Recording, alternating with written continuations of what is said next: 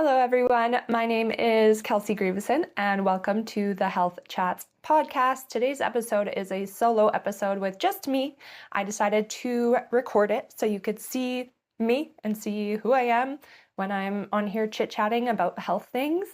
And what I wanted to talk about today was some of the habits that I have in my life. I call them my happy life habits that I practice daily, weekly, monthly to help myself feel the absolute best. And I'm going to tell you them, but I'm not just going to tell you them. I'm also going to tell you why I practice them, tell you a bit about how I started practicing them, and how you can start practicing them in your life too.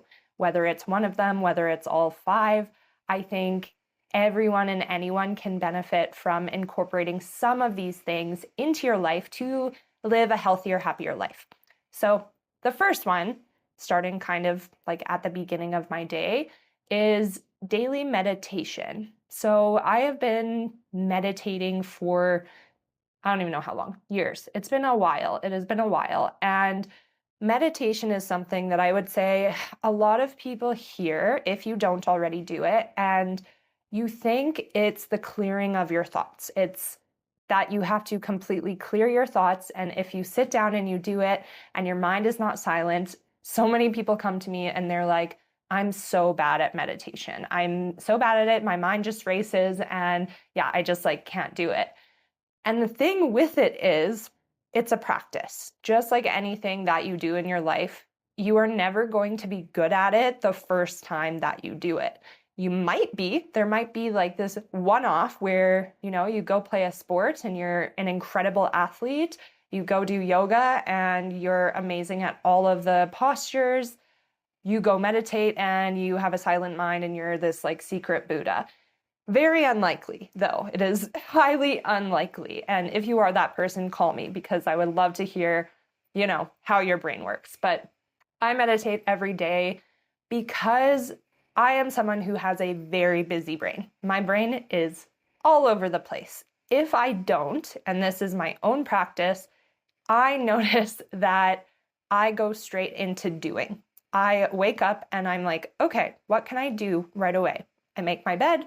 Oh, there's laundry. I'm going to put the laundry away. Oh, time to get on to breakfast. I should clean up the whole kitchen. Oh, the floor needs to be swept right now. Oh, what's going on over in the living room? I am basically the definition of probably ADHD if I were to go get tested for that. I am constantly looking at what I can do outside of what is just going on here inside of myself. So my practice of meditation, it helps me slow down at the beginning of the day before I can get hyper stimulated by everything going on around me. Because the truth is, the only time that we as humans come down from the stimulus, it's when we're asleep or when we choose to sit in silence and meditate. And there are many types of meditation. I'm not going to go over that today. But what has worked for me lately, what I've been doing is silence for 15 minutes. So I'll sit on my floor, and this is after I wake up, go to the washroom, wash my face usually because I like to put on some sunscreen because I get the sun coming in through my window as well. This is right now. But then I'll come to my room and I'll sit on my little bolster on the floor and I'll set a watch timer on my watch for 15 minutes. And then I will just be there. I will just be there and I will breathe. And I do not try to control my thoughts. I do not try to erase whatever is going on in my mind, but I just simply observe them. And this practice, I guess you could call observation. I like to bring in the analogy of clouds floating by in the sky, or those are my thoughts. Here's a random thought that comes in. Okay, well, it's probably going to pass as it always does, and I'm going to let it. And sometimes a thought comes in and it sticks around for a really long time, maybe 10 out of 15 minutes of the meditation, and I let myself let it stick around. I don't try to say get this out of my mind. I'm trying to be silent. The practice of watching my thoughts, it has helped me in the rest of my life feel way more focus instead of being no, I can't look at that. No, I can't look at that, which if you're listening, it's kind of counterproductive of wanting to improve your focus. if you're trying to run away from what is there in front of you, you're not actually focusing on anything. So for me, that's what I do. 15 minutes of meditation. That is my first habit, which I've been practicing. Oh God, I don't even know what the timeline, but it's been a while. It has been a while. And that question of like, okay, what makes a habit? You do it for 21 days straight. That's a habit. You've probably heard that. But I say a habit is whatever you do that becomes effortless in your life. You just naturally do it. Brushing your teeth is a really good example for most of us. We've been doing that since we were little kids, and now we just wake up, we do it. Before bed, we're like, oh, gotta brush my teeth. Like, you don't even really think twice. So meditation for me, that's one of those habits where I wake up, I just do it, and then I get on to my day. And I notice, back to that why, when I do this versus when I don't, when I do this, I'm able to step into the day with more slowness. My nervous system is regulated. I'm like, okay, yes, there is 7 million things that I could do right in front of me. But what's the one thing, or maybe on a task list, the 3 big things that I actually need to do today? And meditation helps me step in with that clarity. So that's the first habit. The second habit, which in the summertime, which is what it is right now here in Calgary in Canada, is daily walking, daily steps. And you've probably seen that those walking pads, they became popular back in like winter, fall time, because you can't really go outside when it's -30, -40 here in Canada. But daily walking is something that I practice even through the winter. I have my big sleeping bag jacket, and I make sure that not only am I getting movement, but I'm also getting outside. That is the other really, really important piece. So much of us are glued to our laptops all day long. We're glued to our computers, we're glued to our phones. The world has opened up in a way where we can work from this tiny little device and be laying, it's nice if you're laying on a beach, or you could be laying in bed. And you don't need to leave your bed. You can make all your money, you can order your groceries, you can, be on your dating apps, find your partner, never meet them. Like, you hear of these crazy stories. But my habit, back to that, is I make sure I get outside every day and I get those steps in. And there's 2 important pieces there. One of them is the movement piece. And the reason why I choose walking over really like any other form of cardio, because I do work out 3 days a week. I go to the gym, I lift weights. I don't go on the elliptical, I don't go on the bike, I don't do any sort of high intensity cardio. And the reason for this is what I've noticed in my own life is when I'm going on runs, because I would say like I was a runner, I'm not much of a runner anymore. When I'm going on runs, if I'm going for a 5K or a 10K or sometimes more than that, I would come back and I would be like so hungry. I'd be like, I need to eat like, a meal probably way bigger than what my daily recommended amount really is for my body. And it would lead to overeating. So in my mind, I thought, okay, doing high intensity cardio, this is good. This is, what a lot of us think is necessary for weight management or weight loss. But it was actually leading to me eating more, over consuming, craving foods that I needed like instantly, which likely weren't that great for me.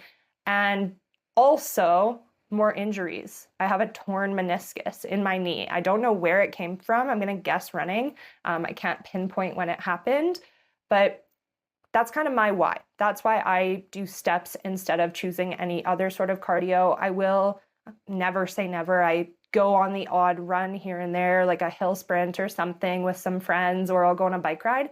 But daily, what's the most consistent, what I do the most often is aiming for those 10 to 15K steps.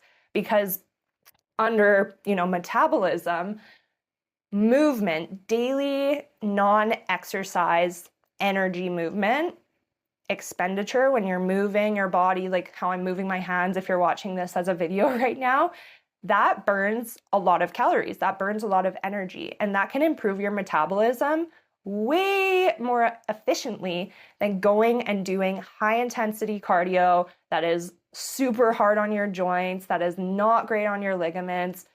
Just go for walks. Just go for walks. If you're someone who is like, oh, I like can't regulate my body. I have these injuries. I can't do this. I can't do that. Try walking. Try starting to get your steps in. Just start by tracking them. Maybe right now you're getting like 3,000 steps a day and you're like, oh my God, I'm like not anywhere near those 12K. Don't try to aim for 12K right off the bat. Start slow. Can you maybe increase it by 2,000 and then do that for a couple weeks? And then the next weeks after that, increase it by another 2,000. Like think of those baby steps to get yourself up there. But the other piece to walking is nature, getting outside. Again, like I said, we stare at these screens all day. We're in the darkness of our house. We, yes, maybe have light coming in through the window, but actually getting sunshine in your eyeballs, especially in the morning when you wake up, this will help you align your circadian rhythm. So you're waking up and your body's like, oh, I'm awake when the sun is rising. I'm awake at the right time, and get you into movement. The piece with that is movement creates movement. So you might hear, oh, wow, she's walking like 12K steps a day. Isn't she exhausted? But the more you're moving your body, the more you're improving your circulation, your circulatory system. And with that, it makes you want to move more. It makes your body have energy flowing through it. Like we are all just energy.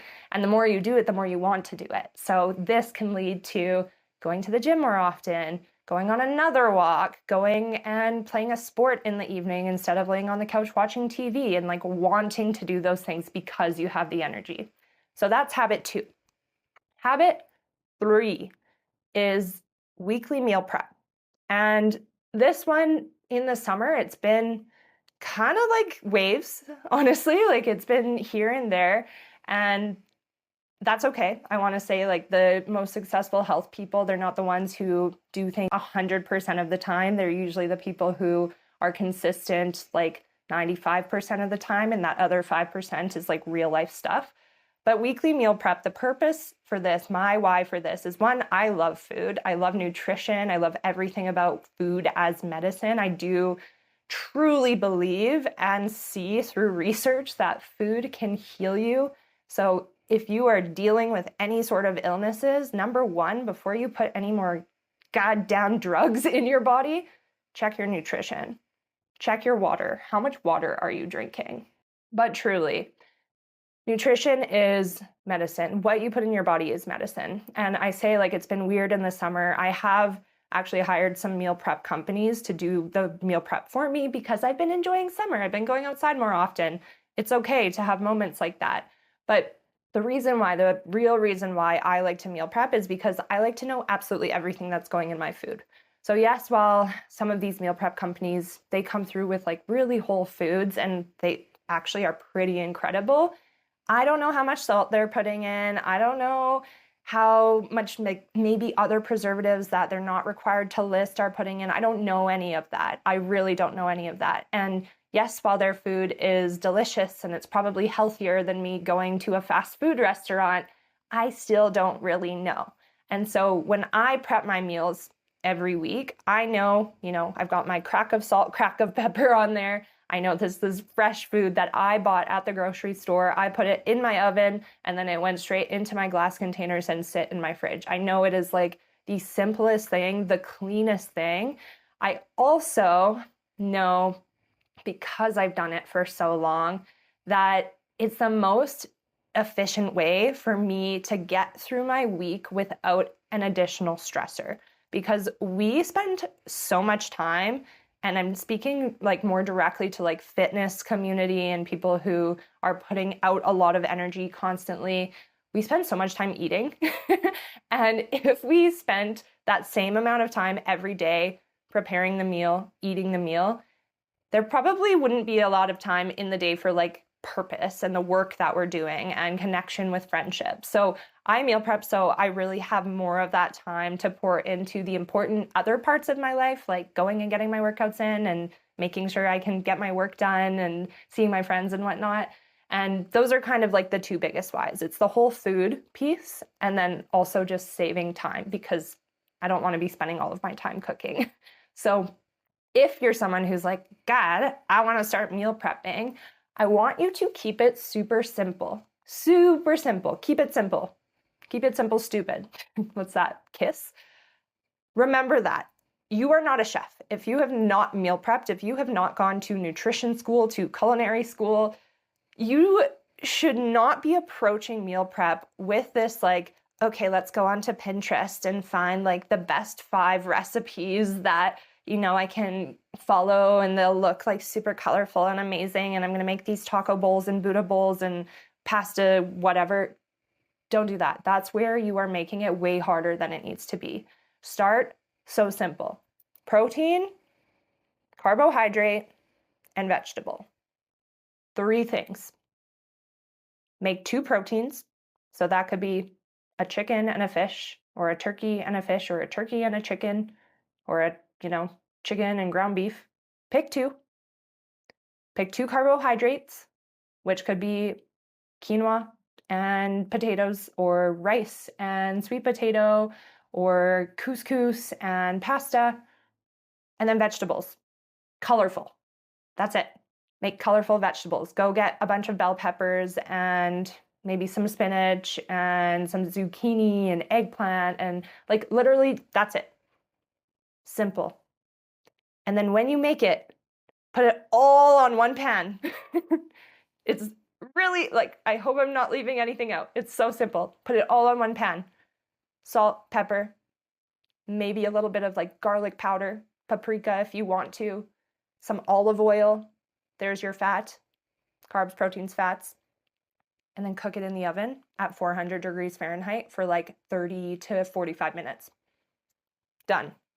Keep it so simple. Where people get stuck with habits is we think that it needs to be this most intricate thing. We see people who have been doing this for 20 years or God, even like 10 years, and they look like a master of it. And so from the outside looking in, you might be like, oh, like her meals look so good. They're so interesting. There's sauces and there's like these dips and look at the colorful, like, oh, it's amazing. It's so aesthetic.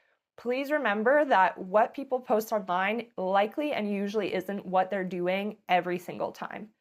This is how our minds work. We are visual creatures, especially Instagram, where it's literally photos and videos. Of course, we're going to try to make it look good. But the reality for healthy habits is keep it so simple, master the simplicity of it. And once you can do that, and again, wake up and it's like brushing your teeth, it's so easy, then add in the other stuff. But start super duper simple. I promise once you do it that way with those 3 things, it is so much easier than you're making it up in your head to be. Okay, 4th habit. Number 4. It's giving. And this is something I do every day. And I started about, I think it's been a year and a half, again, like not tracking, but I started this when I listened to an Andrew Huberman podcast on the benefits of giving.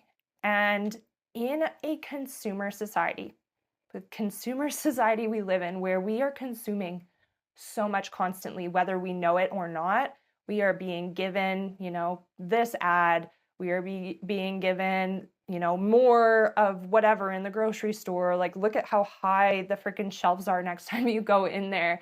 There is so much consumption happening around us all the time, and there is nothing wrong with consumption. It's the overconsumption and how that overconsumption breeds feelings of lack and scarcity because we have so much at our fingertips, yet we still feel like we're never enough.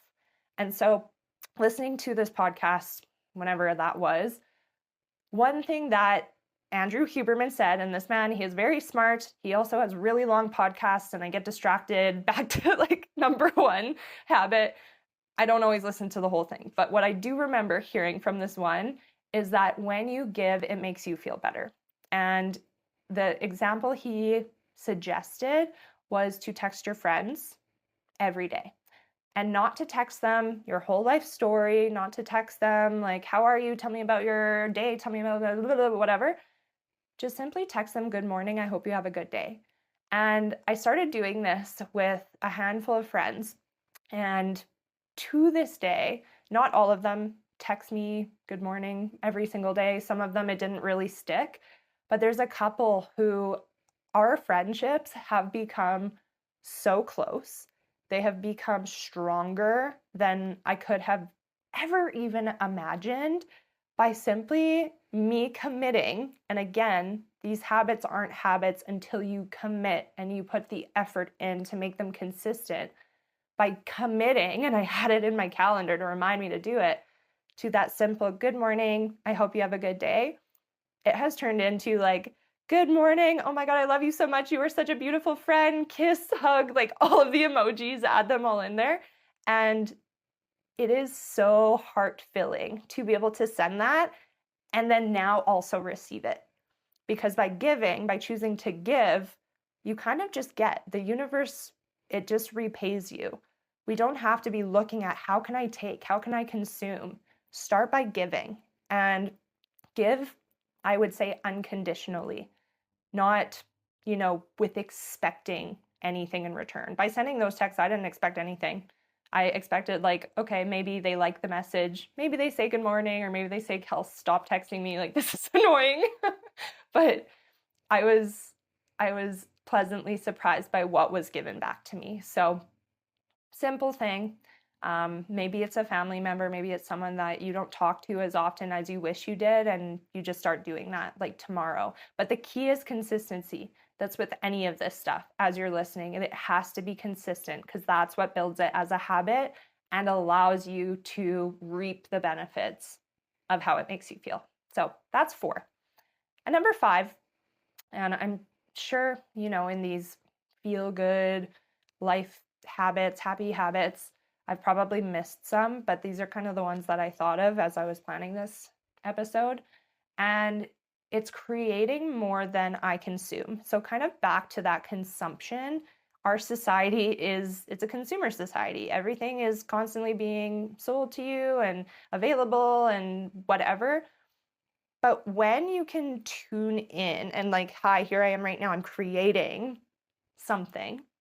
When you can tune into that creative part of, I want to say your soul, because I do believe that creation it's an inner child thing. Children are so creative. They're like whipping out random paintings and drawings and like, hey, mom and dad, look at this random dance we just made in this play. Like it's such a childlike attribute.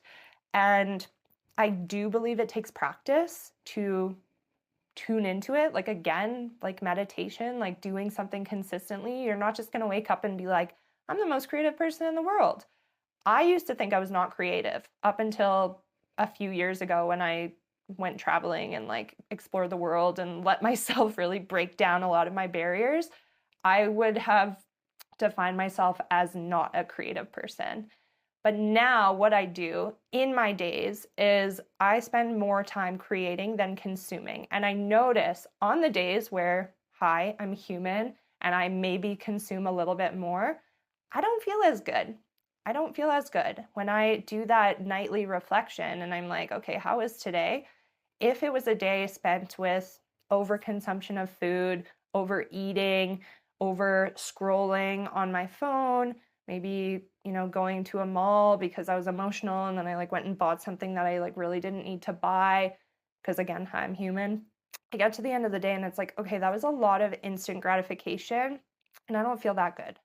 And so trying to step into each day with that mindset of I want to create more than I consume. When I'm on social media, when I open Instagram, TikTok, whatever it is that I'm on, am I here to doom scroll? And again, this brings awareness, this brings practice, meditation to get to this point where you realize these thoughts. But am I on here to scroll and consume and, numb out my brain? Or do I want to get inspired? Because that's a different thing too, is maybe you are consuming, but it's for inspiration to create something that might be similar, but with my own twist or my own taste to it. So those are my 5. I'm going to run through them again. 1, meditation. 2, daily walking, daily movement, getting in nature. 3, weekly meal prep, always making my whole foods. Even if I'm going away, I'll meal prep for like 2 days. 4, giving in some way. My example was texting my friends. This could be, different. It could be giving your time. It could be giving money if you have money to give, just giving in some way, some tiny way. And then 5, creating more than I consume. If these were impactful for you, if you listened to this and you're like, wow, I, didn't even think to create more than I consume, or I didn't think that I should meditate every day, send me a message. I want to talk to you about it. You can reach me on Instagram at Kelsey Grieveson. You can also check me out on my website, ccoaching.ca, or on YouTube. If you're watching this on YouTube, please let me know in the comments down below what you thought. And I will leave you with this. Stay curious, protect your peace, and get out there and reach your potential. Thank you for listening. Bye.